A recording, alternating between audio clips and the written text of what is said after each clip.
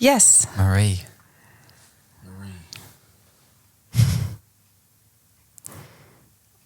I've forgotten your last name. Reed. Reed. Oh, my gosh. I could have given you that prompt. I wasn't sure what you wanted me to expand upon. It's actually my middle name is Marie. Okay, all right then. Name 3 kids. Her 3 kids? Gabby, Dan, and Jesse. Very good. Jeez, all over good. it. He is good. So good. All right, name their 3 dogs. I don't care for Imagine if he got it. I know. That'd be impressive because they're my other babies, especially the 2 huskies. No, they're not. Yeah. Do you actually, They're is like there my 3? babies. There's 3 dogs. See? Yeah. We have a little one that we don't even classify as a I dog, see people. though. I see people. Yeah. I see all life as valuable, created Yeah. by God. Oh, amen. I appreciate that. Do you just do this for entertainment purposes? People get a laugh warm us up. every week. Yeah. I hope so. Yeah. People get a laugh. Well, they see my face. That's got to be pretty funny. Far out. In the morning. That's good. Well, Marie, thank you for joining us. That's this my morning. pleasure. Thank you for having me. It's awesome. And your little snippet of Testify was powerful Thank you. Do you remember it? on the gathering. Yeah, I do. You spoke so well. Did I?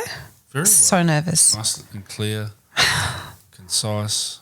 That was beautiful. Kept to the time limit. And how was that build up for you? Like, have you ever told your testimony like that before? Probably no. No, I've probably told snippets of it. Okay. And not in that sort of setting? No, ever. Wow. No, that was terrifying. So what was like the build up for that? Like, was there a sense of... Yeah, it was hard actually. Probably for weeks, I was freaking out and not knowing what to share because, like, you know, I've been living for a while now, so there's lots of things that are happening in my life. So trying to work out what to pull out that was going to hopefully be something that would be a blessing to other people or speak to other people's lives a little bit from what I've been through. So Did it bring up stuff in the preparation? Yes, Yeah. Okay. it did. Is that normal? Yeah. I think so. Yeah. Yeah, no, it definitely did bring up some things that I didn't think I'd really resolved. Still not sure I really have, to be honest. Yeah, but they're still there. That's the goodness of testifying, right? Yeah, Prophesying at the same time. it helps with the person. Yeah, so true. Yeah. So true. You're bringing testimony of Christ and, yeah. Helps you recognise what Christ has done in your life. Yeah. Yeah, it sort of pinpoints it, doesn't it? Yeah, and even when it brings it up and you're like, oh, I don't really feel like that's fully resolved. Yeah. But God's kind of like, well, you know, it's healing. You've come a long way. I find that I'm like, I find I'm way further than where I was, but I can still feel the rawness sometimes of some things. Yep. But it's awesome. It's great. Yeah. God's so good. So you were brought up in Australia? Yes, born in Queensland. Go Queensland. Yeah, go Come Queensland. on. Come on the Reds. Yes. Yep. What a woman of God. Amen. And most of my life on the Gold Coast. No, let's sit on this for a bit. Let's sit on, how's the last 4 weeks been for you? Just Pretty watching, impressive. Yeah, pretty like walking in satisfying. Victory. Yeah, good. And how about you, Marshall? How's the last 4 He's weeks? been hiding. So siblings? Yes, 2. I keep wanting to call you Lisa. Do you? Lisa Marie. Oh, that's Anyway. funny. Yeah, because her middle name's Marie. It's actually my middle name as well.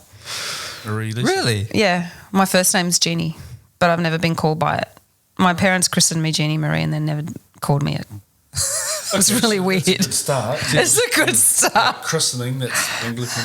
Yeah, Anglican. Yeah, Okay. That's the Anglican. sprinkle on the head, isn't it? Yeah. So we were Anglican, but we never really did anything. We never went to church except maybe the occasional. You're baptised as an Anglican into the church. Yeah, just a normal baptism as a baby with a sprinkle of water and everything. And all your, how many siblings? 2. So Jimmy did the same. Jimmy, yep, and then my other brother, Scotty, he's did the same. So it's sort of like a tradition. Yes. Okay. But no, like growing up, was there any sort of God consciousness or more just a religion? Yeah, more just a religion. And we all believed in God though. Like Mum and Dad talked of God a bit. So we did, there was just that general foundation, I guess, that God was real or he existed. But then there was never anything, sort of not much mention of Jesus or the connection. And that's what I think, I don't know if that came through in my testimony, but finding that connection was what kind of made it all come together for me. Like I didn't realise. So it was like a little box on the side you would open and say hello every now and then. Yeah, and I went to Anglican school but never heard it, never really heard the gospel properly. Like I heard it but I didn't hear it, if you know what I'm saying. Probably not listening at school? Probably, yeah. No, probably distracted. No, I don't believe that for a second. Just a little bit. Marie? Hey? What were you distracted by? Well, we were at an all-girls school, so there wasn't much to look at. Sorry. Yeah. Zero distractions. Zero distractions. Drama. Yeah, probably. Wow. That was on the in Queensland on the Gold Coast? Yes. What school? St Hilda's. Wow. Yeah, I was there from grade 7. So I went to Broadbeach from grade 2 to grade 6, and then I went to St Hilda's at grade 7 to 12. That's a bit of a step up from Broadbeach to St Hilda's. Broadbeach State School. It was good though. I love Broadbeach State School. Yeah. It was the best school back then. I don't know what it's like now. Little beach school in yeah. Or something. Did they? Yeah. Yeah, it was good. We used to go surfing in the mornings and then go to school. It was great. Oh, that's sick. we thrived there. So what was life for you growing up on the Goldie at high school and, sort of the God box there? Yeah. What was it for you? It was pretty chill. Like growing up on the Gold Coast was pretty amazing. Like in my early years was great. Lots of surfing and nippers and sport and dancing was my thing.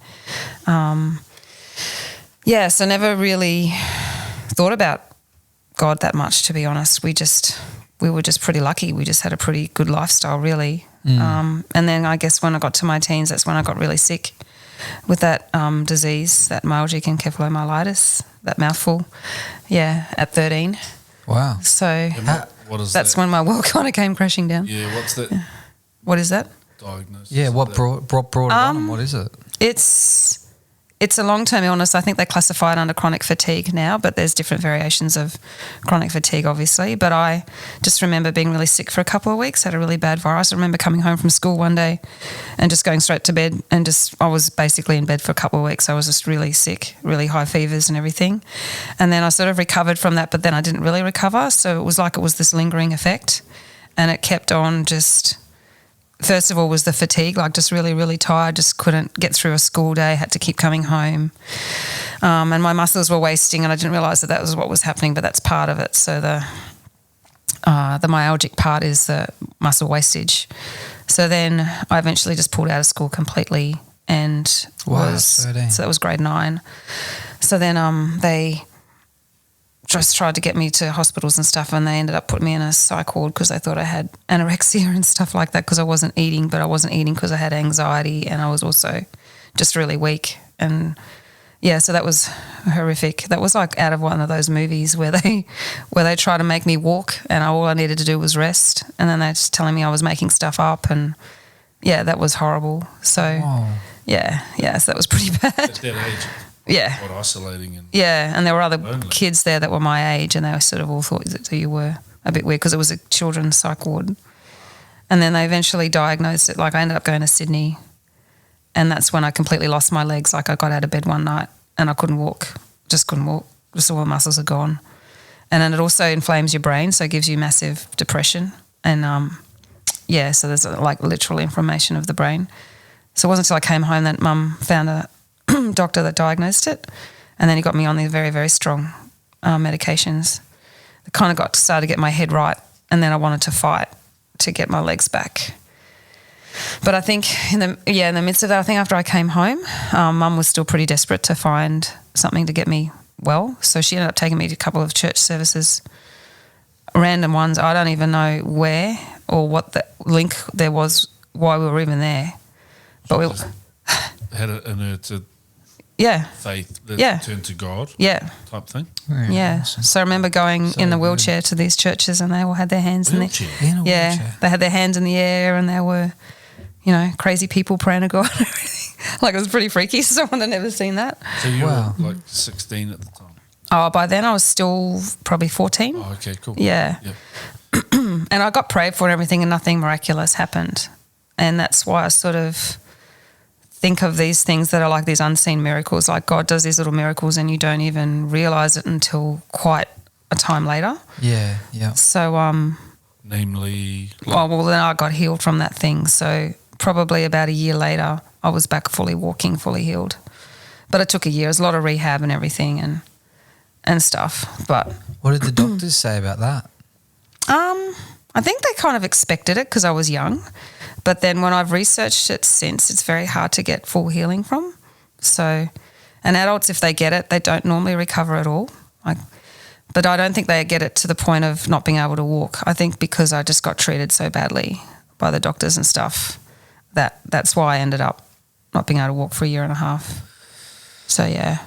I remember Dad carrying me on a piggyback to the beach so I could go for a swim and stuff. Did you? No, he was good. Did at all you cry out to God during this time, or you can't remember? I don't remember. Okay. I don't think so. But your mum obviously was. She was desperate. Come on, God. Yeah. Wow. Yeah. And then she became a Christian probably when I was about 20. So, but she's fluctuated in her faith, but still she has got a faith. Yeah. Yeah. So she obviously had that undercurrent sort of faith there at that time.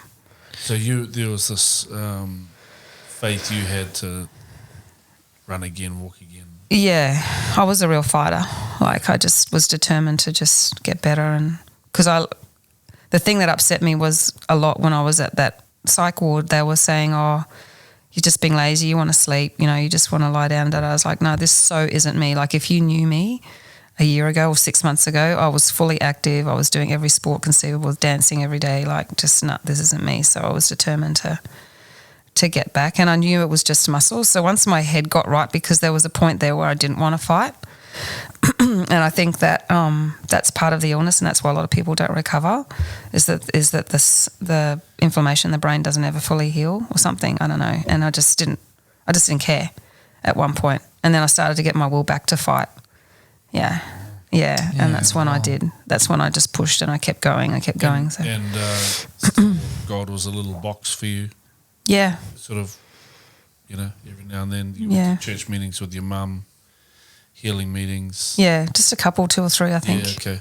That was about it back then. Yeah, because then you got healed at recovered 14, 15? Yeah, about 15. And then it wasn't for another 5 or 6 years till your mum got saved, became a Christian. Yeah. So when did you?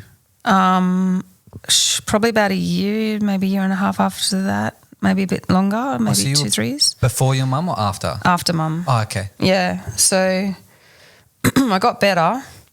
Then I had to have back surgery at 17. What for? Spondylolisthesis, so it's a congenital thing, they think. I know all these big words. Another easy thing to say. Yeah. Go spell it, come on. Yeah, it will take you 10 minutes to spell it. So that was apparently born with it.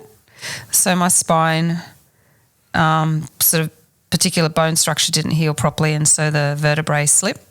And then I had pain at 11. I had to have a corset, wear a corset when I was in grade 6 and stuff for a couple of years, and then it settled down. And then I would go for routine checkups, and then I went for a normal checkup in grade 12, and they said, no, it's slipped a bit further, which is dangerous because then it can sever the spinal cord. So they're like, at 17, you're possibly still growing, but unlikely, but in case you are, we need to fuse it. So back then fusions were fairly horrific. They take a graft off your hip, and then they put the bits of bone either side of the spine. So there's 2 big scars there and a big one on my hip. And then I had to lie on my back for 6 weeks in hospital. Oh, that sounds horrible. It was terrible. It was the most pain I think I've ever been in. I came out of that going, you couldn't pay me millions to do that again. It was so bad. And then I had a body cast from here to here for 3 months. Oh. So I had to learn to walk again because I was lying around a lot. Twice? Yeah. In your teenage years? Yeah. Oh, yeah, they're pretty crappy teenage years. Yeah, I wasn't the normal teenager going through boy issues and stuff. I was just basically fighting to be healthy and be alive in some points because, I had a really bad drug reaction in hospital when I had that surgery too. Went into sort of these fits and stuff, and they were like, if she'd had many more of those, you probably wouldn't be alive. So, so my poor mum, It's been a real assault on your life. Yeah, physically it has. Yeah. Then look at you now, mother of 3 crazy children. No, but they're good. They're fighters as well. Yeah. Yeah. Strong kids. They are strong. Yeah, that's Four good and bad. if you include Ian in that. Yeah, that's right. The big baby. I've got to train him every now and again. Still have to tell him what to wear to church. He puts on his old T-shirt yesterday. I'm like, babe, can you just can you wear a shirt that I've given you that's nice, Oh, this one's clean though. I don't care. Oh, shucks. Wow. So you've had all these like physical challenges. Yeah. God's still like a box. What opened that for you? Relationships. So got out of all of that health stuff and then went to uni and everything and then just started living the world's way because that's all I knew. And then I went to Sydney.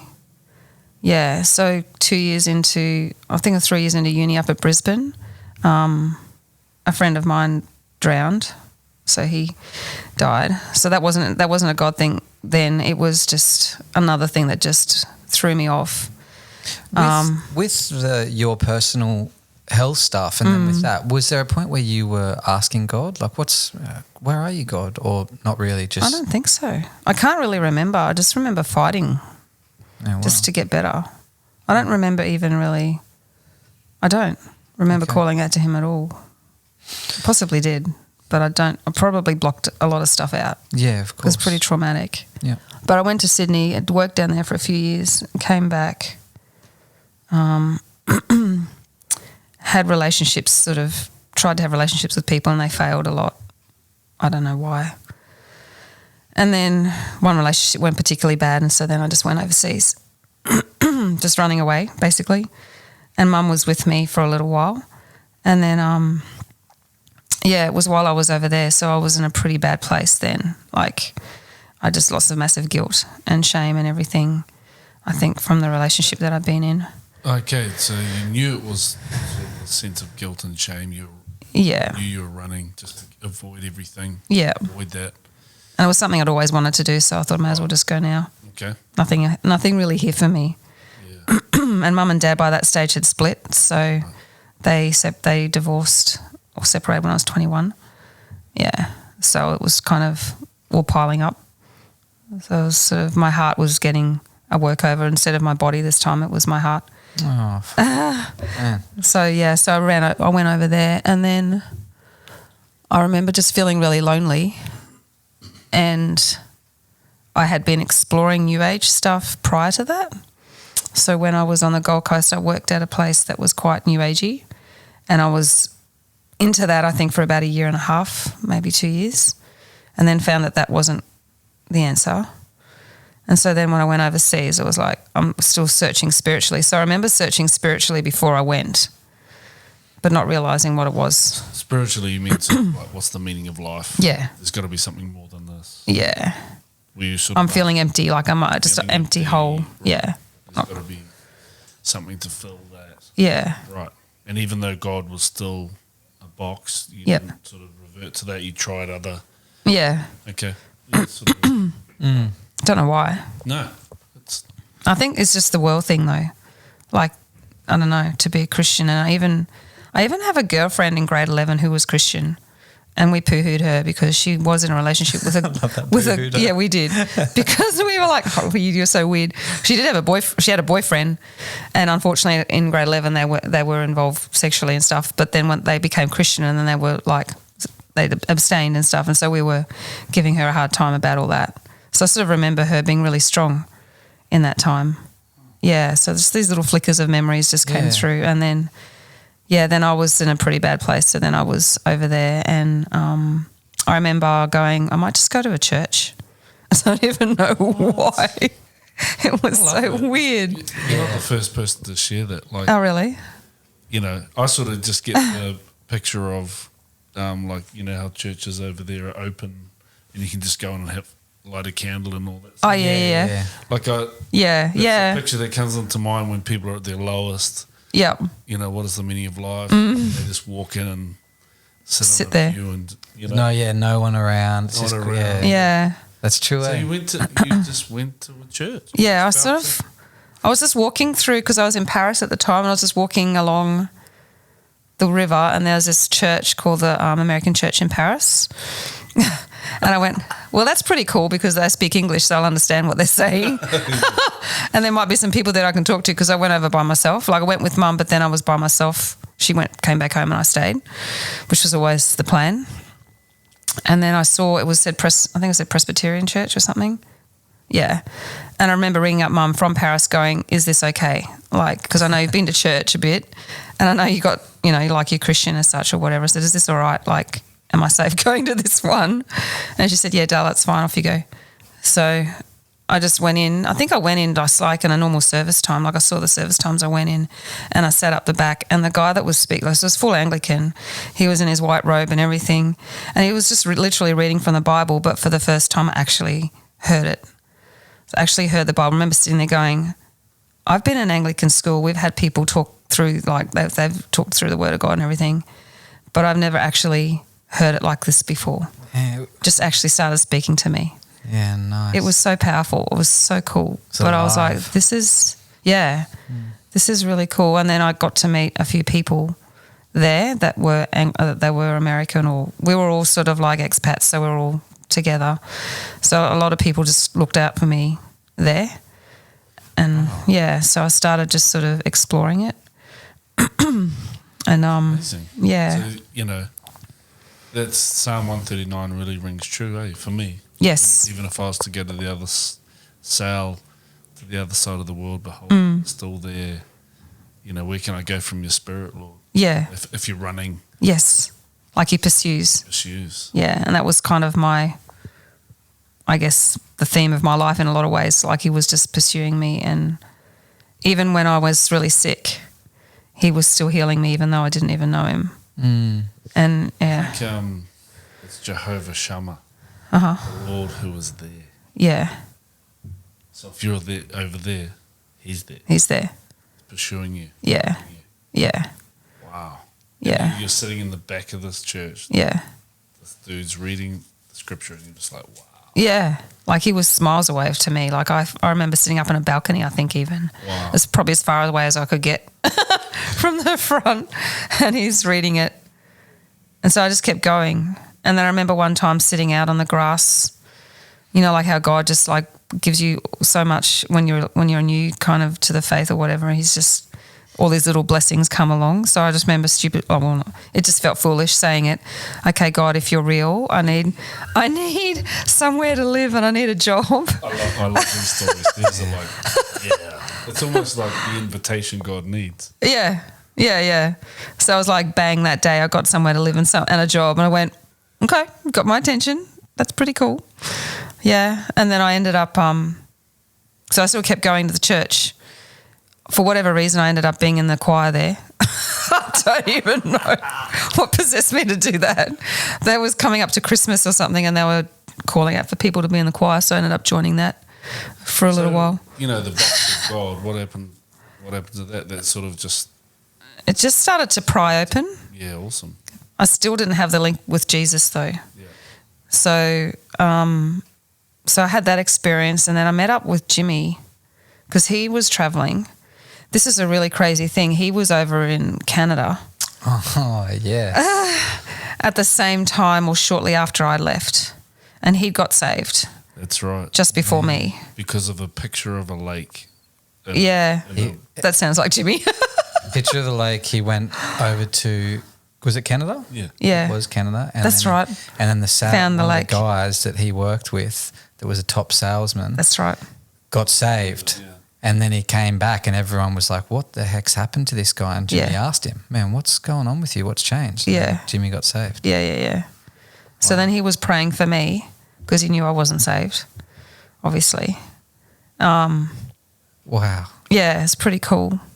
I'm trying to remember the time frames, but I wonder. We met up. He's ended up back in Paris with me. We ended up in Germany because it's so long ago. Like we're talking like 20 years ago. So we were in Germany together, or Paris. We went to Germany to see some friends. I don't know if this was in between him being in Canada and between him being saved. I don't really know. But we ended up going to like this little Catholic church of all places in Germany. It was sort of in the woods somewhere, like really small little quirky church. And we were just with our friends from the family. And they were singing, I think, a pretty old hymn or something. And then it was like the Shekinah glory kind of filled the church. I didn't know what that was, but it was like this fog, heavy. It was amazing. And I just started crying, and it was the first time I'd ever really cried. No. Yeah, Oh. in front of God, like before God. Yeah, I didn't even know what that was. So I'm like, okay, this is really kooky. So I still hadn't really worked out what was going on. I'm out of here, losers. This is not for me. I know. It was really bizarre. And then I don't know if Jimmy went back. I don't know what happened with Jimmy. He just flitted in and out of my experience overseas, because I remember being in Santorini at one point, and he ended up there as well. And he didn't even know I was there. So that was pretty funny. I think he did all that, and then he went back to Canada, and then he got saved or something. So I think we were both sort of searching together at that point. But he was praying for me. And then by the time I came back home, he was home, and he was at a church. And I remember literally probably within the first 2 weeks of me being home saying, where are you going to church or whatever? Can I come? And so, yeah, we did. And then after that, we went to the beach at Coolangatta or Currumbin. And I remember standing in the water and just saying the sinner's prayer with him. Oh, wow. Yeah, it was pretty cool. And then I was like, now I understand the link with Jesus, because I hadn't got that link over there. Like, I knew God was real. I remember talking to my friend about it, who I met up with over there, saying, God's really real, and this has all happened for me and stuff, because she was in a bad way, like I had been. And I'm trying to sort of tell her about it, but not really understanding it myself. So it was cool, because I wasn't Bible bashed, I wasn't forced, I wasn't coerced. It was completely God just chasing after me and my really weird encounters of things. Like, I look back then, and I was pretty naive traveling overseas by myself. Wow. I was pretty lucky to come home. Courageous. Or stupid, yeah. And, So many things. so you said like a prayer of repentance and, submission to God, really. Giving your will to God. Yeah. And then, so you're back on the Goldie. Yep. Living. So what was faith community for you then? Amazing. So the church we were in at the time was great. Like, lots of people around at my age and stuff, when we were all, hung out together and encouraged each other and stuff. It was, How it was much good. do you rate community then? Because when you were over in Paris, like the church offers a really amazing community, right? Yeah, it does. Yeah. Yeah. How did that help? Or what did you sort of learn from that? It's super important, like really important to be in that church environment, especially if you're feeling distant. It's hard, because even when I got saved, there was a time where I sort of tried to walk away again due to a relationship. But then, I'd been water baptised, so I had strength to sort of pull back. You were water baptised over? No, back here. Back here. Yeah, Cool. sorry, I'm jumping around. No, that's all right. But the community aspect holds you tight, I guess, rather than you trying to sort of fight all the throes of the enemy on your own. It's risky though, eh? Yeah, Community? it is. Yeah, it is. Yeah. You are putting Vulnerable. yourself in a place of being hurt and vulnerable, and like you said, relationships, and Yeah. they can be messy. And it Yep. can take years. Yeah. But the community that we've had in the various churches we've been in at different times have been amazing. When things started to go a little bit not great, I guess that's when we've moved on. But I know, like, so for me, myself personally, it was really important, but I knew it was super important for my kids as well.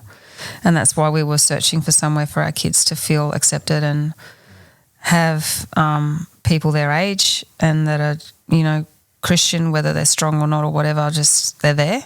Yeah. And that's where I found Chapel's been awesome for our kids, because they found that community for themselves as well, which was, really, really important for us as parents. So, yeah. And how did you meet the man? When did the knight in shining armour come He was a strolling stirrer. in? He was such a stirrer. He was a naughty boy. He was naughty. Yeah. It was funny though. That was a quirky thing as well. Like, because I had maintained I was probably never going to get married. I wanted to. What made that assumption. I kind of wanted to, but I really didn't, because my parents had split on both sides of their family. Like, so their brothers and sisters, and my mum's sisters. She only had sisters. They'd all been married. They'd all split. Oh wow! So on both sides of the family, everyone had divorced, if not once, sometimes twice. Mum had been through a couple of relationships by then as well. So I'm like, God, if this is something you want for my life, you're just going to have to, in my face, you're going to have to like speak pretty loudly. I need to really hear it. Otherwise I'm not going there. So yeah, I think people underestimate the impact divorce has on the next generation. It's too hard. It's look, from what I can see in my experience, it doesn't work. No. Right? So it's this mindset of, I'll never get married. Yeah. Wow. It's safer. Safer. Easier. Less expensive. Lots less expensive. Yeah. Well, the marriage part doesn't cost, but the kids do. Yeah. Okay, so somehow you needed to get instilled some hope that actually was okay. Marriage can work. Yeah, and I think by being in the church environment, you see relationships and you see them a different way, and you go, okay, this is God's way. And you start to learn what godly relationships are. And then I also realised where I'd gone wrong with my relationships in the world's way. Nice. So then you start to see, hang on, that's why it failed. And that's why they do fail. And people get, involved sexually before they're married. And then that's why there's such a tear on the heart, and there's soul tears and all that sort of thing. And that's why they fail. Like, it just became very clear. So I was more open to it, and then I was actually starting to sort of be prepared for that to happen, and kind of almost wanting a partner. I'd become a teacher by then, and I was just starting my teaching. Is that what you were always studying? No, I did, back before I went overseas, I did a human movement degree. Like when I first went to uni, it was like a exercise science degree. Oh, yeah. Which is, they call it exercise science now. I think they might call it human movement in some places, but, and worked in a fitness centre, did a lot of that sort of work, loved it, but it was limiting. Like there wasn't much career scope on it, and I guess to advance in that field, you had to end up behind a desk, and I didn't really want to. Funnily enough, I'm behind a desk a lot now. But anyway, so I worked in that for a while, and then that's when I went overseas, came back and thought, don't really want to do that anymore. I'll probably be a teacher. So I've always loved dance. I wanted to teach dance, so that was the main drive, and I like the sciencey, biology sort of stuff, so I thought I'll do that as well. So, which is a really weird combination. Yeah. I was told. Science teacher's also your dance teacher. Yeah, I know. I was told by all the lecturers, you'll never get a job doing both of those. Yeah. But my first year teaching was in state schools, and it was pretty rough. And I remember Jimmy ringing me up going, how are you going? And I'm like, pretty bad. He goes, look, I'm doing this Bible course at the moment. We've got this speaker coming in. Do you want to just come and sit in for a lecture? I was like, am I allowed? And he goes, yeah, come on. I went, okay, all right. So Jimmy's awesome. It was pretty random. He's always looking out for his sister. I think too, because we were pretty close when we were young, but then we had a big rift, and we were at each other's throats and really not liking each other for probably 2 or 3 years before we both got saved. So I think in a lot of ways he also didn't realise what I'd gone through when I was younger, because he's 4 years younger than me. So I was 13, so he was 9. So he didn't understand. And he just saw me take mum and dad away a lot, especially mum. So he's probably kind of bitter and angry on that. So a bit jealous. Was, yeah. So I think in a lot of ways he wanted to sort of make up for that. Yeah, nice. I don't know. But then, so then I went to this lecture, and he said, and I sat down beside him, and there was a spare seat beside me, and then Ian suddenly rocked up. Oh. And late. Yeah, late. Yeah. In football shorts and thongs. Yeah. I don't know what he was wearing. Probably wasn't that great. But he said to me, I was never normally late. I went, okay.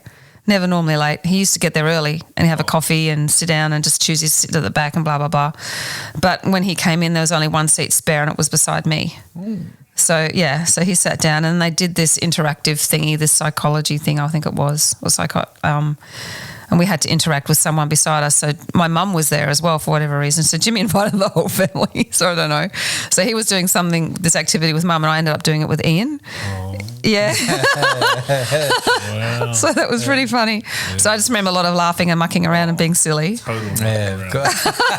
Like, I can imagine it. Good mucking around. Yeah, it was funny. And then we just sort of kept bumping into each other after that. Nothing happened after that time. I didn't even know he went to a different church because he was doing Bible college. So he would just end up at our church every now and again because that's where the Bible college was. But I thought his church was down in New South Wales somewhere. And I remember practicing for this is a funny story. I remember practicing for this dance once with a girl because we did like outreaches at our church. So I did dance items a bit. And we were in this room with a big glass window and he came past and he's like waved and I'm like, oh, a bit embarrassed. I'm dancing here. Like, can you ping off?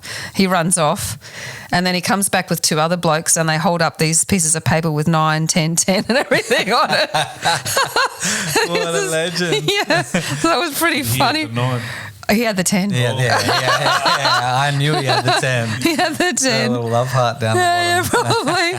So that was pretty funny. But then he saw me with Jimmy in church, so he thought Jimmy and I were married because we were really close. So Jimmy would have his arm around me and stuff like that, and we always sat together. He goes, oh, Jimmy's a really lucky fella, you know. Oh, that's that then. I can't ask her out. And then he found out that he wasn't. He was my brother. And then You thought that's a bit weird? Yeah. No, probably. Because they're really close. Just close. Yeah. And then so then he's like, oh, maybe there's a chance. Come on. And then I was working at school and me and my nativity was trying to witness to another teacher there, another bloke, and asked him to church to one of the outreaches that we were doing. So he ended up there with me and then Ian thought I was going out with him. Oh, poor Ian. He was all dressed up that time. He had his white shirt on, he'd ironed it and everything and he's sort of gone to some trouble and then he just left. He's like, oh, bye, shook my hand and left. I was like, oh, that's really weird. And then he found out that wasn't anything. And then eventually, I don't know, oh, that's right. Then there was a minister speaking at Surf City, which is where he was going and I didn't know that was his church. And so we all heard about it because it was promotion and everything for healing. And I've been having a lot of trouble with my knees from dancing. So I was praying for healing. And I remember fasting for it. And I remember waking up the next day after being fasting for a day, which was a big deal for me, like a whole day. And then I woke up and I said, God, take the scales off my eyes. And I don't even know why I said that. I went to that service that night. And Ian was in the same row as me, but a few people down, and I saw him and we had a wave or whatever, and then I was worshipping and I heard God clearly say, he's the one. And I went, wow. No, not here for that. I'm here for my knees. And then I'm like, well, maybe God just wanted to heal my heart. I look back and that's probably what he was trying to do. Wow. And then sort of got the same thing because he'd always said to God, oh, you have to bring it to my church. Like my wife, she needs to come to my church. I didn't even know that was his church. So then he was like, saw me and he's like, she's in my church, Lord. It's on. So then he got my number somehow. Jimmy. Probably Jimmy. Jimmy. It's your sister's number. Jimmy's like, yeah, I think he had to ask it. I think so long to ask. I think he had to ask Jimmy for permission. No. Yeah, it was funny. That's cute. But and what was really interesting was when I was overseas, he was searching for a wife. Like he'd just been recently saved, and he'd said, and he was getting a bit despondent. And then he saw his pastor that time. He said, "What's wrong, Ian? You seem a bit down." He goes, "Oh, look, I just really feel like I need to have, because he'd been married and split and had a little girl, and so it had been a few years. So he'd sort of come around and was on the right track. He'd had a pretty rough time. And then they prayed a bit and he said, Ian, I'm not even sure your wife's in Australia. And he's like, oh, come on. He goes, she could probably just be overseas. And I'm not even sure if she's saved. And he's like, oh, no. So then they started praying for it and we worked out the timelines and it was about the time I was overseas and decided to come home. Yeah. Was that with Richard? Yeah. Richard Richard Nugent. Yeah, how do you know Richard? Yeah. Oh, I was in Surf City for a little while. You know him as well. Yeah. So he did my interviews for my credential when I came over here. Oh wow. He's a good bloke apparently. I didn't know him very well. Lovely man. Yeah, Ian just spoke really highly of him. Yeah. So he was pretty intuitive and obviously pretty Love the Lord, just good bloke. So he was like, oh damn, so I'm gonna have to start praying this wife in. Yeah. So we worked that all out after we got together, and when he asked me out, we just had dinner and stuff, and then it just sort of 6 months later Ian proposed within 6 months, and I said no. You didn't. Ian. I know. Poor Ian. Next time you see him, to give hugs. Like, I'm sorry, man. Like, it's been a rough trial. How'd that go? it wasn't how I wanted it. So he sort of we were in the restaurant. Listen up, gentlemen. And he just asked me in the restaurant, like while we're sitting there waiting for it to be served or something, he just suddenly asked me, and I'm like, what? And I said, he goes, can we marry you or something like that? I don't even know what he said. He's like, he goes, I'll get on my knee if you want me to. And I went, no, don't do that here. That's so embarrassing. So anyway. And you said, now's not the place type thing. Probably, yeah, pretty much. I said, I'm not ready. I said, it's only been 6 months. He goes, yeah, but I know. And you know as well. I went, yeah. But because I'd had such a bad track record with the whole commitment relationship thing, right. I think 3 months had been all that I'd ever actually ended up with. So then got out with some. State turns up and he's like, I'm not hungry. Yeah, pretty much. And he goes, and also I'm leaving and she's paying for this. It was pretty upset, which is fair enough. Guy. And then we nearly split, obviously. Yeah, it would have been crushed. And I was doing a children's thing on a Friday night or whatever, and this is wacko, but he had he was looking after a big stuffed gorilla of mine, like a big stuffed white gorilla that I got for my 21st. I carted around with me all my life. He was literally about this high. And where I was living was too big. So I said, can you look after it while we're going out? Anyway, as his way of saying this is over, he brought the gorilla to this kids' church thing and said it's over and gave me the gorilla. Punched on with the gorilla. I just remember this gorilla. He's sitting in the car with the gorilla beside him, driving along. Crying. Right. It's done. Get out of my life. It's over. I'm presenting this gorilla like this is the sign.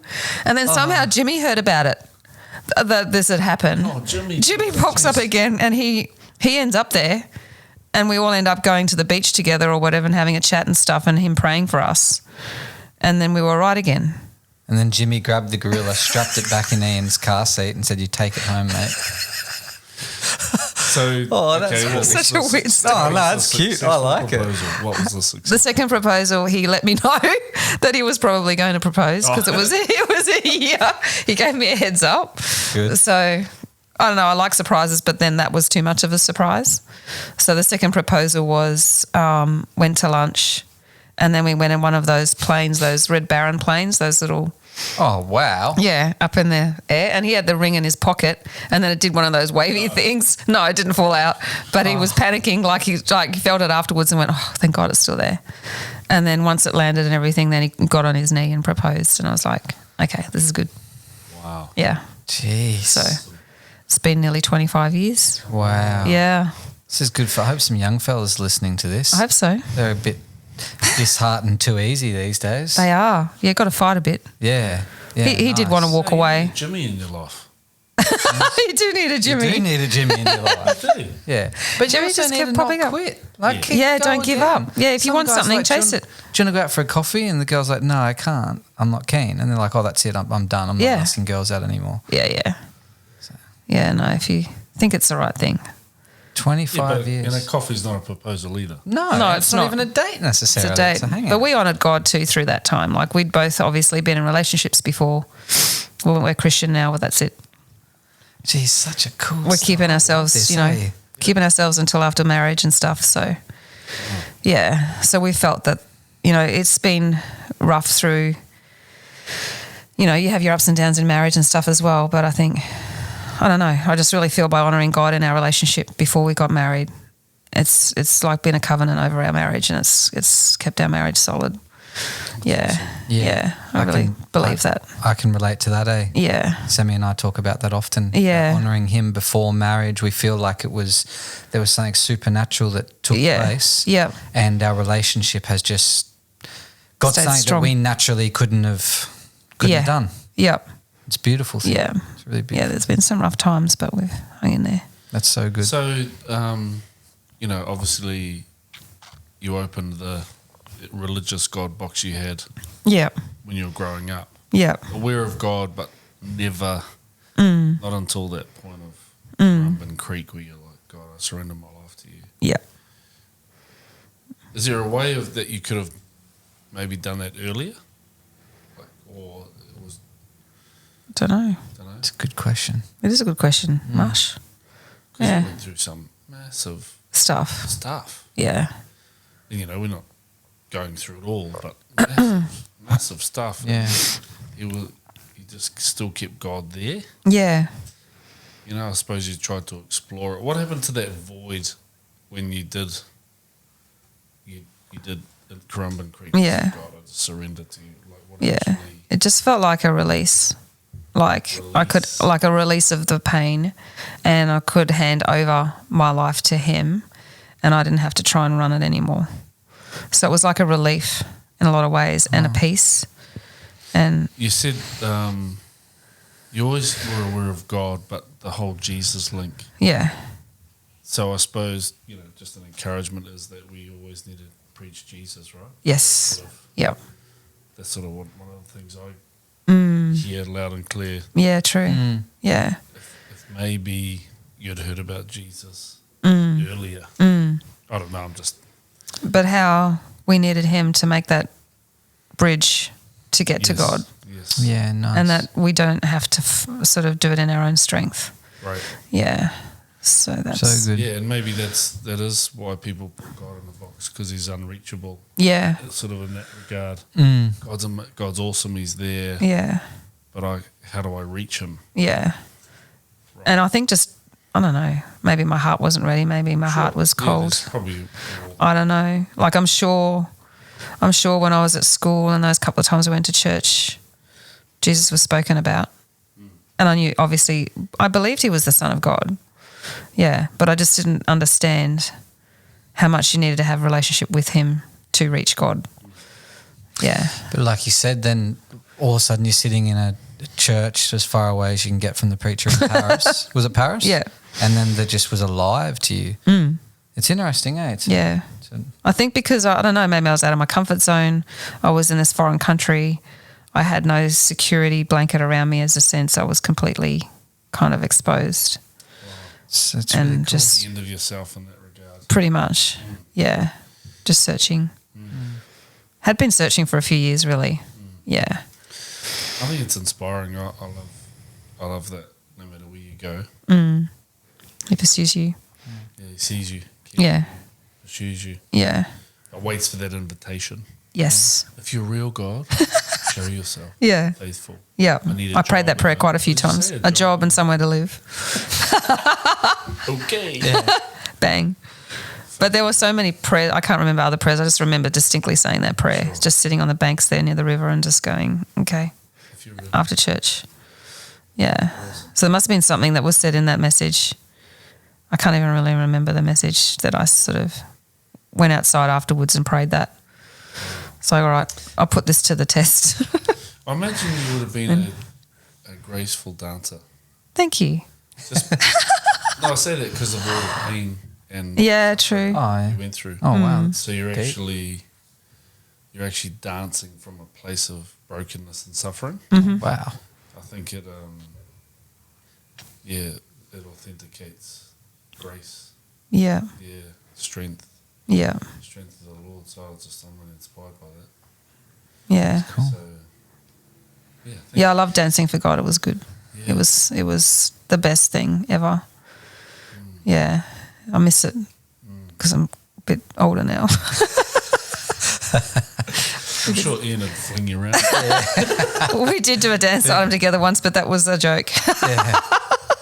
I'd watch that. That was funny. Your feet were sore afterwards. Yeah. Oh, well, I love hearing the story. It's a really cool story. Thank you. Jimmy in and out of there as well. And so then funny. And just to see your kids now and you and Ian at church. And that's a whole nother testimony, our children. Oh, yeah. Ongoing. That's a whole nother story. It's the next chapter. Yeah, cool. Praise the Lord. Thanks. Yeah, thanks for Pleasure. coming. Thank you for having me.